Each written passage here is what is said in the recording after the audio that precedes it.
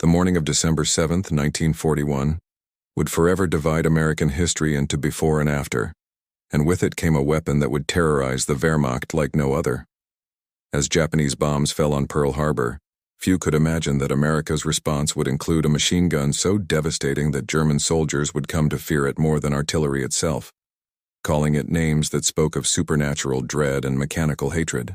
The Browning M2 50 caliber machine gun, officially adopted by the United States military in 1933, was the brainchild of legendary firearms designer John Moses Browning, standing as the evolution of his earlier M1921 design. This weapon represented a quantum leap in portable firepower. According to research documented in The Gun by C.J. Chivers, published by Simon & Schuster, the M2's development emerged from hard lessons learned during the First World War, where American forces found themselves desperately outgunned by German machine gun emplacements and increasingly threatened by aircraft that existing weapons could barely touch. What made the M2 revolutionary was its combination of range, stopping power, and reliability. Firing the massive 50 BMG cartridge, originally designed as an anti-tank round, the weapon could accurately engage targets at distances exceeding 2,000 yards. Each bullet weighed nearly 2 ounces and left the barrel at approximately 2,900 feet per second. When these projectiles found their mark, the results were nothing short of catastrophic. The kinetic energy alone could tear through steel plating, concrete walls, and vehicle armor that would laugh off rifle fire.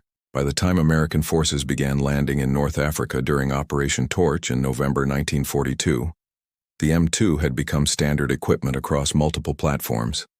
Infantry units mounted them on tripods for sustained fire positions. Tank crews wielded them as commanders' weapons, poking from turret hatches. Half-tracks bristled with them in quad-mount configurations that could pour out a combined cyclical rate of over 2,000 rounds per minute. Aircraft, both fighters and bombers, carried them by the dozens, turning the sky into a metal storm. German soldiers first encountered the M2 in meaningful numbers during the North African campaign.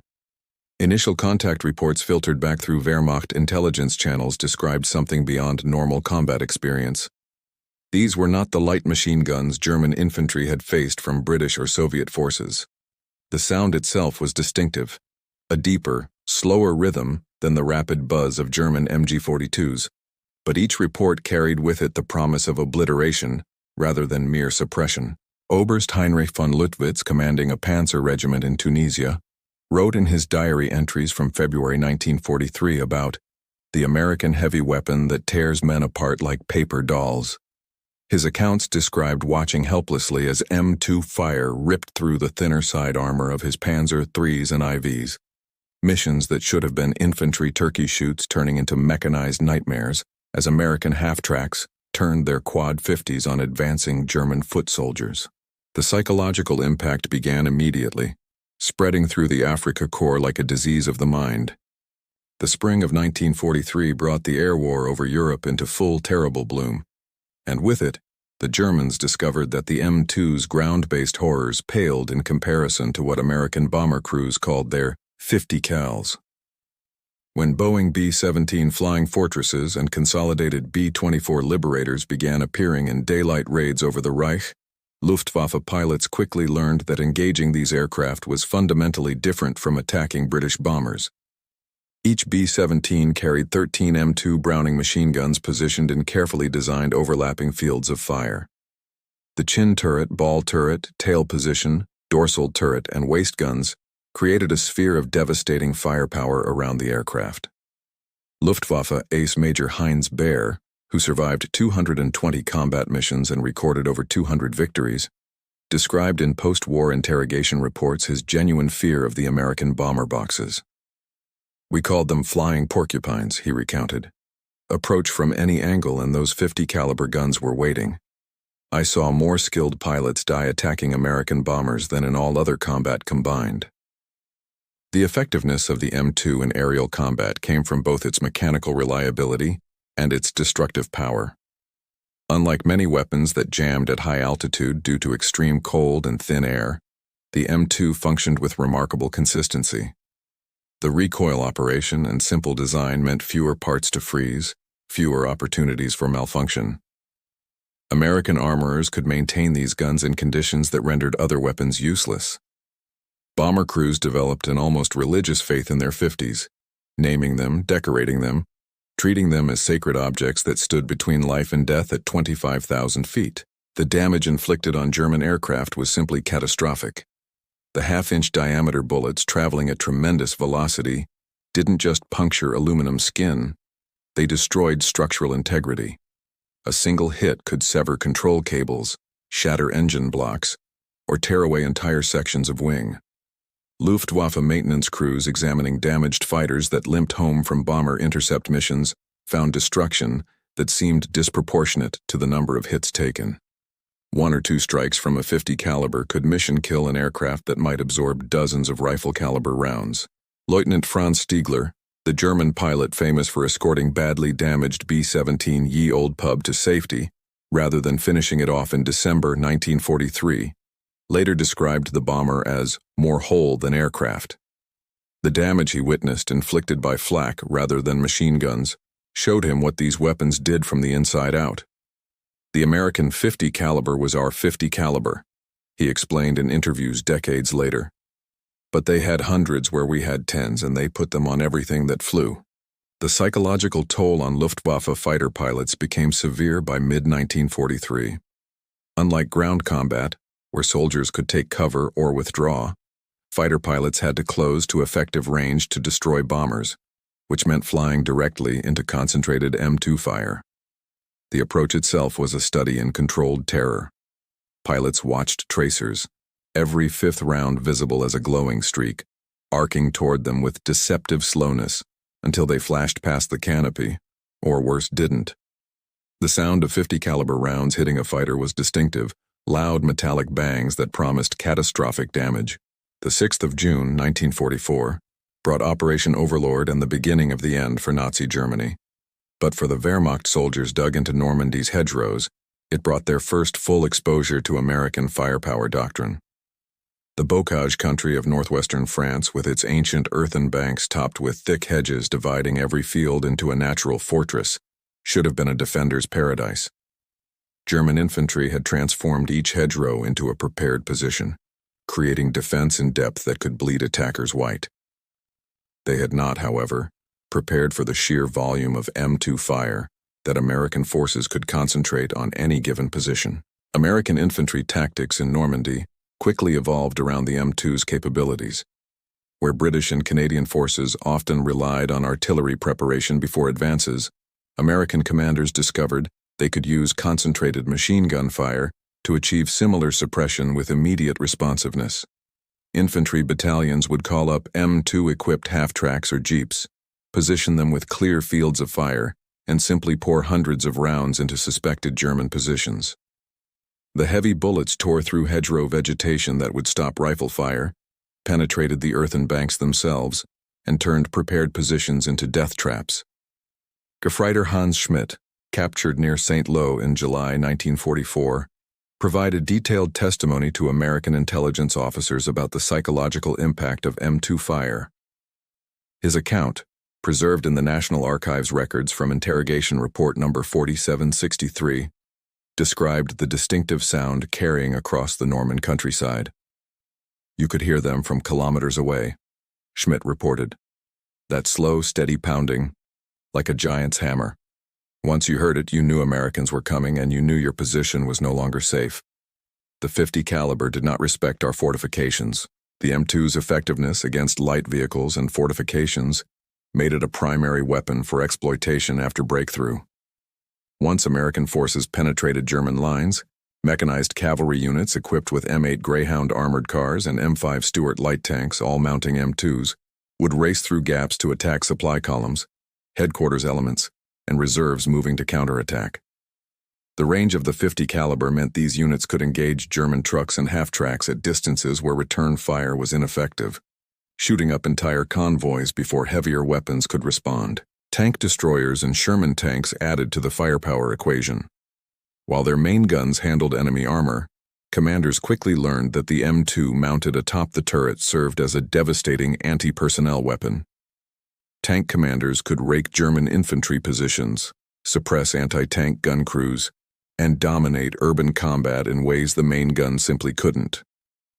In the close terrain of Normandy's villages and towns, the combination of protected firing position and overwhelming firepower made American armor particularly deadly, in ways German tankers, who typically carried only machine guns in the rifle caliber range, couldn't match. The German military's obsession with the M2 became evident in captured documents and prisoner statements throughout the Normandy campaign. Intelligence reports repeatedly mentioned the .50 caliber specifically, often by name, sometimes by nickname. American and Allied fighter bombers dominated the skies above the pocket, and nearly all carried multiple M2s. Republic P-47 Thunderbolts mounted 8 .50 calibers, 4 in each wing. When these aircraft dove on the congested German columns trapped in the pocket, the effect was apocalyptic. Each firing pass unleashed a storm of half-inch bullets that destroyed trucks, punctured fuel tanks, killed horses, and mowed down soldiers attempting to flee on foot. The roads became charnel houses so choked with destroyed vehicles and dead that subsequent columns couldn't pass. Oberst Gerhard Wilk, who escaped the pocket with remnants of his infantry regiment, left testimony that captured the horror. The American fighters came in waves, and the sound of those 8 machine guns firing together was like cloth tearing, but amplified 1,000 times. You could see the bullets hitting the road, throwing up sparks and fragments. Men simply came apart. Horses screamed and fell. Within minutes, our entire column was destroyed, burning wrecks and bodies everywhere. Those who tried to run were cut down. Those who stayed with the vehicles died when they exploded. The psychological collapse that followed became evident in prisoner interrogations. German soldiers surrendering from the Falaise pocket displayed symptoms of profound combat trauma.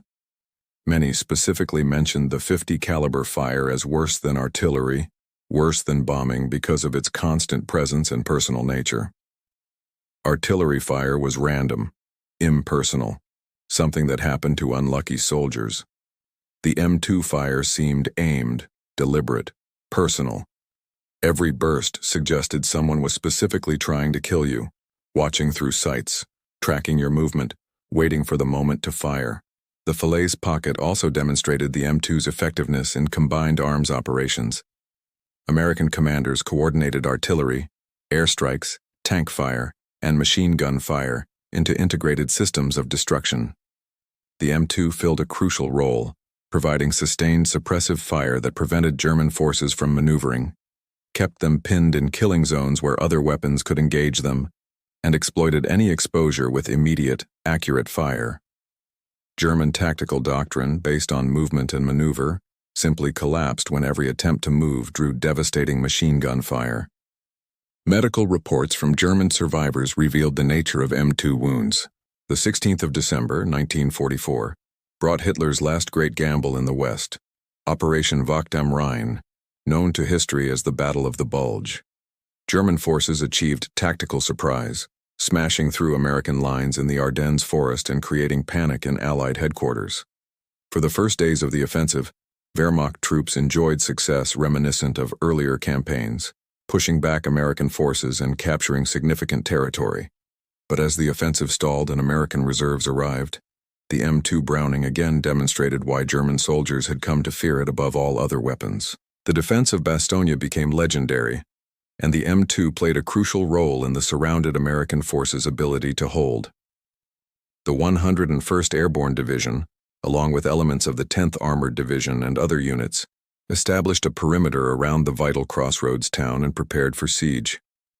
German forces, including elite units from the Panzer Lehr Division and the 26th Volksgrenadier Division, launched repeated attacks expecting to overwhelm what they saw as lightly armed paratroopers. They encountered instead a defensive position bristling with M2 machine guns that could reach out to extreme ranges and deliver devastating fire. Hauptmann Ernst von Butlar, operations officer for Panzer Lehr, wrote in his post-war memoir about the frustration of attacking Bastogne. We expected to roll over paratroops with small arms. Instead, every approach was covered by heavy machine guns firing from protected positions. Our infantry couldn't close. Our half-tracks were destroyed at ranges where we couldn't effectively return fire. Even our tanks found the .50 caliber fire suppressed our infantry support, leaving our panzers vulnerable to their tank destroyers. The weather played a crucial role in the M2's effectiveness during the Bulge. The Ardennes winter was brutally cold, with temperatures plunging well below freezing. Many weapons experienced increased malfunction rates in these conditions. The M2, however, continued to function with remarkable reliability. American armorers used proper cold weather lubricants, and the weapon's simple, robust design meant it kept firing when other guns froze. German soldiers, already demoralized by supply shortages and the failing offensive, found themselves facing weapons that seemed immune to the very conditions that plagued their own equipment. The American counteroffensive that followed compressed German forces back toward the Rhine, and the M2 proved equally effective in attack as in defense. American armored columns advancing through winter conditions relied on the .50 caliber to suppress German positions, destroy light vehicles, and maintain fire superiority during mobile operations. March 7, 1945, brought one of the war's most dramatic moments when advance elements of the United States 9th Armored Division captured the Ludendorff Bridge at Remagen intact, providing the first Allied crossing of the Rhine. The M2 machine gun played a crucial role both in the bridge's capture and in defending the fragile bridgehead against desperate German counterattacks. For Wehrmacht forces, the sight of American troops east of the Rhine, supported by those dreaded .50 caliber machine guns, represented the final collapse of Germany's defensive hopes. The initial capture succeeded, partly because American tank commanders used their M2s to suppress German engineers attempting to demolish the bridge. As the first American tanks raced onto the bridge structure, commanders stood in their turret hatches, firing the .50 calibers at German soldiers near the demolition controls. The sustained, accurate fire prevented effective coordination of the demolition attempt, and while German engineers managed to trigger charges, the explosives had been improperly prepared and failed to drop the bridge. Within minutes, American infantry was across, and the M2-equipped vehicles followed, establishing firing positions on the eastern bank. German high command reacted with fury and desperation. Hitler personally ordered the Remagen bridgehead eliminated at all costs, and German forces launched immediate counterattacks, using whatever reserves could be scraped together. These attacks ran directly into concentrated American firepower, with M2 machine guns forming the backbone of the defensive line. American engineers worked feverishly to expand the bridgehead while infantry and armor held the perimeter, machine guns firing almost continuously as German forces threw themselves at the American positions. Lieutenant Karl-Heinz Bosca, captured during one of these counterattacks, provided testimony that revealed German soldiers' mindset at this stage of the war. His interrogation, preserved in Allied intelligence files, described the absolute dread that accompanied orders to attack the Remagen bridgehead. We knew the Americans would have their heavy machine guns positioned in depth. We knew we would be advancing across open ground under direct observation. We knew it was suicide. But the orders came from the Führer himself, and we attacked. The .50 calibers opened fire at over 1,000 meters. Men fell before we could even see the American positions clearly. Those who made it closer were simply torn apart. I surrendered because I was wounded and preferred American captivity to certain death in another attack. The Remagen bridgehead demonstrated evolution in American defensive doctrine built around the M2. Rather than relying solely on linear defenses, American forces created defense in depth with multiple layers of machine gun positions. Attacking German forces would encounter initial positions that would open fire at extreme range, forcing them to deploy and take cover. As they advanced, they would discover the initial positions were supported by additional M2s further back, creating overlapping fields of fire with no safe approach routes. Any attempt to flank would encounter more machine guns positioned to cover the flanks of primary positions. The psychological impact was devastating.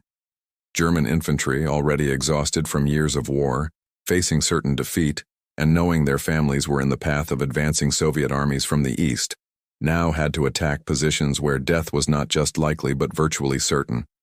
April 1945 brought the final collapse of organized German resistance in the West, and with it, scenes of devastation that even hardened soldiers found difficult to process. American armored columns raced across Germany's modern Autobahn system, designed by Hitler for military movement, now serving as highways to Germany's destruction. The M2 Browning machine guns, mounted on everything from jeeps to heavy tanks, became the primary weapons in what amounted to a motorized pursuit across the dying Reich. The speed of American advance created unique tactical situations where traditional combat gave way to something closer to mobile execution.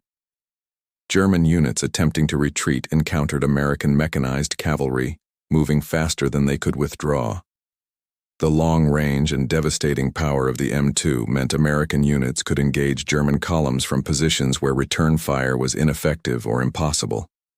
Reports from this period describe German military vehicles simply abandoned on roadsides, their crews having fled into the woods after M2 fire destroyed lead vehicles and blocked the road. Oberleutnant Friedrich Lang, surrendering with his unit near the Elbe River in mid-April, spoke of the complete hopelessness that had overcome German forces. According to records maintained by the U.S. Army Center of Military History, Lang described the final weeks. "We no longer fought. We simply tried to survive long enough to surrender to the Americans rather than the Russians. When we heard those 50 caliber guns, we knew Americans were near. Some units would immediately display white flags. Others would scatter into the countryside. No one wanted to fight anymore, especially not against weapons we couldn't effectively return fire against."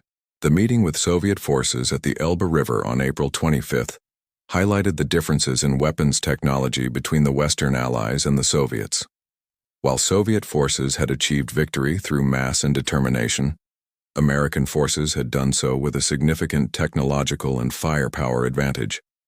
Soviet soldiers examining American equipment were particularly impressed by the M2, recognizing it as superior to their own heavy machine guns in range, reliability, and sustained fire capability. German prisoners who had fought both American and Soviet forces consistently rated American firepower, particularly the M2, as more devastating than Soviet artillery-centric tactics. The final days of the war saw German units streaming toward American lines to surrender before Soviet forces could capture them. These surrendering soldiers frequently mentioned the 50 caliber machine gun in their statements, describing how its presence throughout the American force structure had created a fundamental firepower superiority that German forces simply couldn't match. Where German platoons might have one or two MG-42s, American platoons had multiple machine guns, including M2s at company level.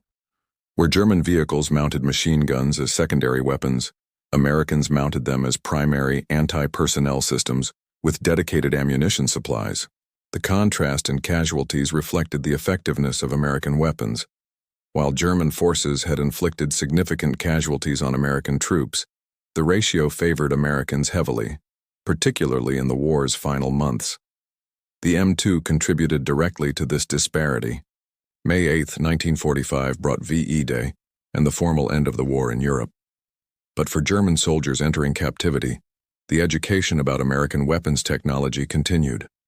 Prisoner of war camps became places where German military professionals could finally discuss openly what they had experienced and feared during years of combat.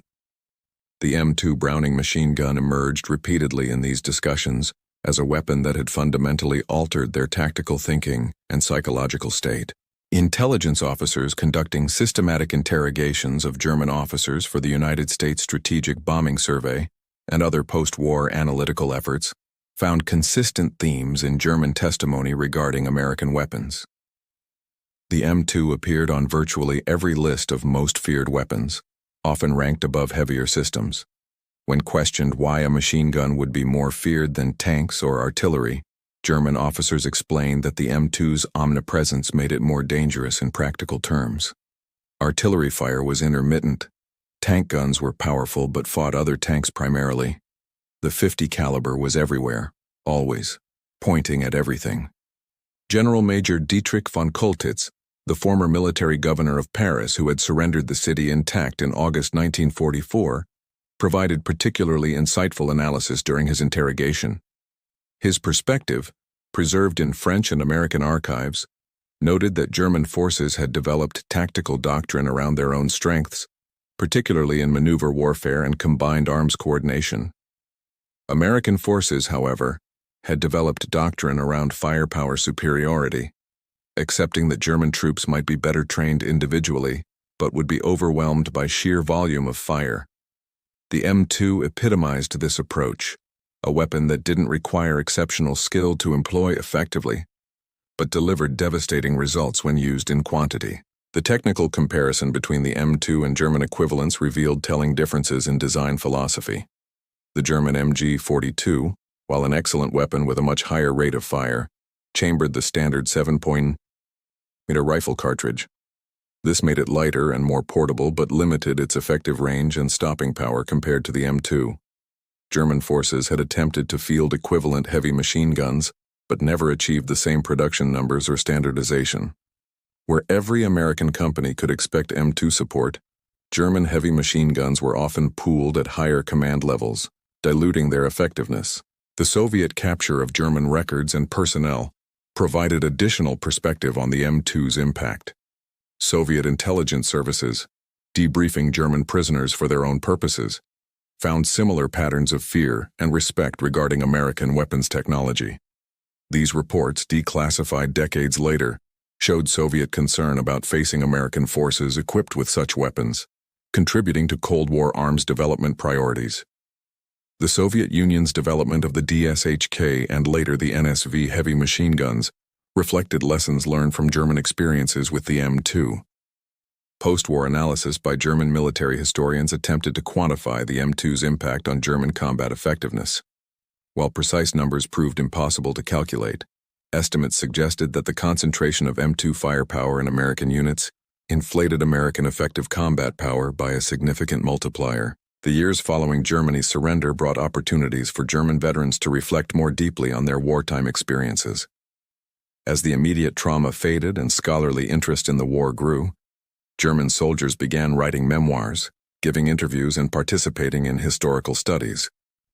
The M2 Browning machine gun appeared repeatedly in these accounts, not just as a weapon, but as a symbol of American industrial and technological superiority that had crushed the Wehrmacht. Hans von Luck, a highly decorated German panzer officer who fought in North Africa, Normandy, and the Eastern Front, published his memoir, Panzer Commander, in the 1980s. His account provided measured professional analysis of German tactical failures and Allied advantages. Von Luck specifically addressed American weapons technology, noting that the M2 represented a qualitative advantage that German forces never overcame. The American .50 caliber machine gun was everywhere, on their aircraft, on their vehicles, in their defensive positions, even on their jeeps. This created a fundamental firepower superiority at every level of combat. We could sometimes match them in tanks or artillery, but we could never match the sheer volume of heavy machine gun fire they could bring to bear. Psychological studies conducted by German medical researchers in the post-war period identified specific trauma patterns among Wehrmacht veterans.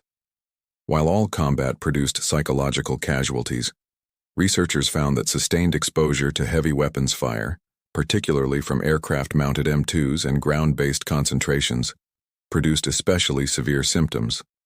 Veterans described intrusive memories centered on the sound of .50 caliber fire, hypervigilance triggered by similar sounds in civilian life, and specific phobias related to aircraft or mechanical sounds reminiscent of machine gun fire. Franz Kurowski, a German military historian and veteran, compiled hundreds of veteran testimonies in his various works on the Wehrmacht's campaigns. His research, while sometimes controversial for its perspective, consistently documented German soldiers' respect and fear of American firepower. Kurowski's interviews revealed that many German veterans believed the M2 was the single most effective American weapon of the war, considering its cost, reliability, versatility, and psychological impact. Several veterans noted that losing the arms race in automatic weapons technology had doomed Germany as surely as losing the race for atomic weapons, though with less dramatic finality. The development of NATO and the Bundeswehr brought former German officers back into military service, now allied with the Americans they had fought. These officers found themselves training with and commanding the very weapons that had devastated their forces a decade earlier. Colonel Hans-Ulrich Rudel, the famous Stuka pilot who transitioned to jet aircraft late in the war, noted with irony that the Bundeswehr's adoption of American weapons, including the M2, represented acknowledgement that German wartime weapons development had been inferior in key areas. "We had been so proud of our weapons technology," Rudel reflected in interviews, "but American pragmatism produced better results. The 50 caliber worked always in all conditions, and that was what mattered." Educational institutions studying the Second World War incorporated German testimony into their curricula, and the M2's prominence in these accounts ensured new generations understood the weapon's historical significance. 80 years after the end of the Second World War, the M2 Browning machine gun remains in frontline service with American forces and dozens of Allied nations, a testament to its fundamental design excellence that German soldiers discovered through painful experience. The weapon that terrorized the Wehrmacht has outlasted not just Nazi Germany, but the Soviet Union, the Cold War, and has served in every American conflict from World War II through the present day. This longevity validates everything German soldiers feared about American industrial design philosophy. Build it right once, build it to last, and build enough to equip everyone. Modern German historians studying the Wehrmacht's defeat have increasingly focused on material factors rather than dramatic operational narratives. This scholarship, represented by works like Rüdiger Overmann's comprehensive statistical studies and Sönke Neitzel's analysis of German POW conversations, reveals that German soldiers were acutely aware of Allied material superiority and its implications. The M2 appears throughout this research as an exemplar of American advantages: reliable, powerful, producible in massive quantities and effectively distributed throughout the force structure. The psychological dimension of weapons effectiveness, a field that barely existed during World War II, now benefits from decades of research on combat stress and trauma. Modern analysis of German veteran testimony through this lens reveals that the M2's psychological impact came from several factors working in combination. The weapon's distinctive sound created Pavlovian fear responses. Its long range meant German soldiers never felt safe even at distances where other weapons couldn't reach. Its reliability meant it was always a threat, never temporarily neutralized by malfunction. Its prevalence meant encountering it was inevitable rather than unlucky. These factors combined to create a weapon that dominated German soldiers' threat perception out of proportion to its actual casualty-causing effectiveness, though that effectiveness was itself substantial. The technical specifications of the M2 tell only part of the story. Yes, it fires a half-inch diameter bullet at devastating velocity. Yes, it can accurately engage targets at ranges exceeding 2,000 yards. Yes, it weighs 84 pounds and can be mounted on virtually any platform. But these numbers don't capture what German soldiers experienced: the sound of that slow, rhythmic pounding carrying across battlefields, the sight of tracers arcing seemingly slowly before flashing past at supersonic speed, the knowledge that every fifth round you could see meant 4 more you couldn't, the understanding that concrete, earth, wood, and steel offered only partial protection. The question of why Germans specifically hated the M2 above other weapons has multiple answers, all validated by historical testimony. They hated it because it was everywhere, giving Americans firepower superiority in virtually every engagement. They hated it because it worked relentlessly regardless of weather, altitude, or conditions that stopped other weapons. They hated it because it could reach out to extreme distances, eliminating safe zones. They hated it because half-inch bullets did catastrophic damage to human bodies, vehicles, and fortifications. But perhaps most fundamentally, they hated it because it represented the material superiority that made German defeat inevitable. The M2 was proof that American industry could produce in weeks what German industry struggled to make in months, could equip every unit with weapons that German forces reserved for elite formations, and could do so while also building ships, aircraft, trucks, and supplies in quantities Germany couldn't match. Today, the M2 serves as a bridge between past and present, a weapon that German soldiers of the Wehrmacht knew as their nemesis, and that German soldiers of the Bundeswehr now carry as allies. The dark reason Germans hated the American M2 50 cal was simple. It worked, always, everywhere, and there was no escape from it. That remains true today, a legacy written in the testimony of those who faced it and survived to tell their tales of mechanized thunder and steel rain.